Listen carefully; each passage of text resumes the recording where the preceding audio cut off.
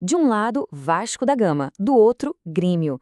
Dois gigantes do futebol brasileiro num confronto que, olha, promete ser muito mais do que um simples jogo. O que a gente tem aqui é um verdadeiro duelo de gêmeos, onde cada mínimo detalhe pode definir o destino de uma temporada inteira. E essa frase aqui, ela resume tudo. À primeira vista, os times parecem um espelho do outro, sabe? Reflexos quase perfeitos.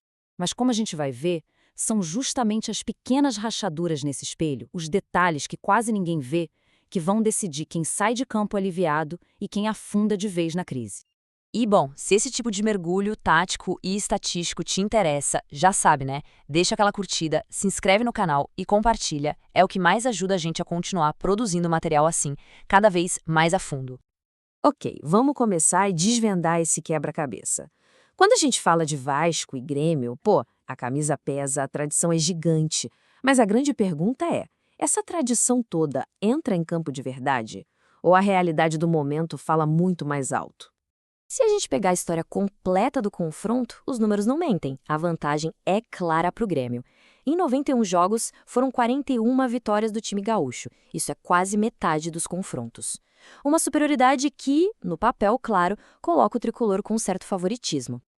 Só que aí a coisa fica interessante. A história mais recente conta uma outra versão, principalmente quando o jogo é na casa do Vasco. Desde 2006, em 14 jogos lá, o Vasco venceu 8 e o Grêmio só 2. Aliás, o Vasco ganhou os 2 últimos em casa.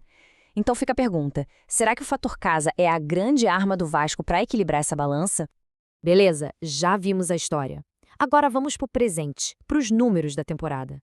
E é aqui, meus amigos, que a semelhança entre esses gêmeos fica até assustadora. O desempenho dos dois é um reflexo quase perfeito. Olha só a tabela do Brasileirão. Apenas 3 pontinhos separam os dois. Mas o que realmente chama a atenção é isto aqui. Ambos têm exatamente o mesmo número de vitórias, 4 para cada lado.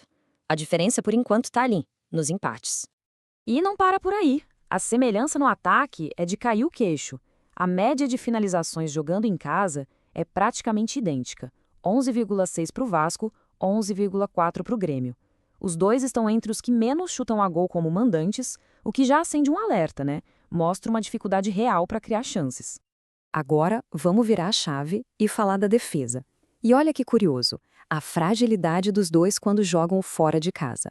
O Grêmio é o segundo time que precisa de menos chutes para levar um gol. O Vasco vem logo atrás, em terceiro. Ou seja, são duas defesas que, quando o adversário aperta um pouquinho, elas se mostram bem vulneráveis. E, para fechar essa ideia de que um é o espelho do outro, se liga nesses números. O Vasco fez 14 gols e sofreu 18. O Grêmio fez 13 e sofreu 19. O saldo de gols é quase o mesmo. É uma paridade que chega a ser impressionante. Então, se tudo é tão igual, onde é que está a diferença? Talvez esteja nesse número aqui, 6. O Vasco marcou 6 gols quando já estava ganhando o jogo. O Grêmio só fez isso 2 vezes. Essa capacidade de matar a partida, de não dar chance para o azar, pode ser a pequena chave que explica a diferença de pontos na tabela. Com números tão colados, a diferença tem que vir de algum lugar, certo? E muitas vezes ela vem do banco de reservas. A batalha tática vai ser um verdadeiro jogo de xadrez. E parece que o Fernando Diniz, no Vasco, já está com uma carta na manga para tentar quebrar esse equilíbrio. E pode ter certeza que a pressão está altíssima para os dois lados. O Vasco vem de 3 derrotas seguidas. O Grêmio não vence há 3 jogos. O Mano Menezes, técnico do Grêmio, já fala que o jogo é decisivo para se afastar do Z4. E o Diniz precisa, para ontem, achar um jeito do time dele voltar a fazer gol. Não tem jeito. O clima é de final. E a resposta do Diniz para essa pressão toda parece ser essa aqui. Ele está pensando em mudar o ataque, jogar o Ryan para a ponta para ter mais velocidade e usar o Felipe Coutinho como um falso 9. Isso quer dizer que o centroavante de ofício, o Vete, pode ir para o banco. É uma aposta ousada para tentar sair da mesmice. E essa mudança do Vasco cria um cenário tático muito, mas muito interessante. A grande fraqueza do Grêmio tem sido a bola aérea. 7 dos últimos 8 gols que o time sofreu foram assim. Já o Vasco do Diniz mudou. 6 dos últimos 7 gols do time foram com a bola no chão. A grande pergunta é, o ataque rasteiro do Vasco vai conseguir furar uma defesa que só tem sofrido pelo alto? É um choque de estilos total. Certo, já falamos de história, tática, agora vamos para quem resolve lá dentro, os jogadores. Como é que as ausências e os craques podem desequilibrar esse jogo? Afinal, quem é que vai chamar responsabilidade? E a coisa já começa complicada, porque a lista de desfalques é bem pesada para os dois lados. O Vasco está sem jogadores importantes convocados, além de suspensão. Já o Grêmio tem desfalque por suspensão e uma enfermaria com 8 jogadores. Isso cria uma baita incerteza sobre como os times vão entrar em campo. Mas no meio desse monte de problema, pintou uma notícia excelente de última hora para o Vasco. O lateral Puma Rodrigues foi liberado mais cedo da seleção do Uruguai e pode jogar. É uma reviravolta que, nossa, resolve um problemão que o Diniz tinha para escalar a defesa.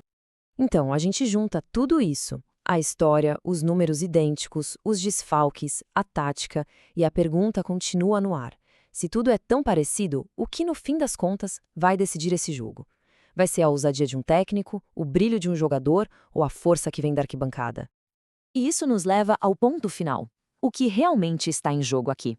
Essa partida é muito mais do que 3 pontos. Ela é um verdadeiro divisor de águas na temporada dos dois clubes. É o que a gente chama de ponto de inflexão, um momento de mudança decisiva. Para quem vencer pode significar redenção, o fim da má fase e o começo de uma arrancada. Já para quem perder, bom, pode ser o começo de uma crise bem mais séria. No fundo, a vitória aqui significa uma coisa: respirar. Metade do peso dessa vitória é simplesmente se afastar da zona de rebaixamento. Depois vem quebrar a sequência ruim e ganhar moral. É uma briga, acima de tudo, por um pouco de paz para seguir no campeonato.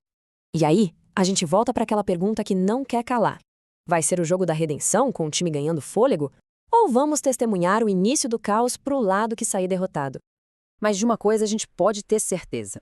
Seja qual for o resultado, a história deste jogo não acaba com o apito final. Ela vai ecoar por semanas. A discussão pode apostar, só vai estar começando.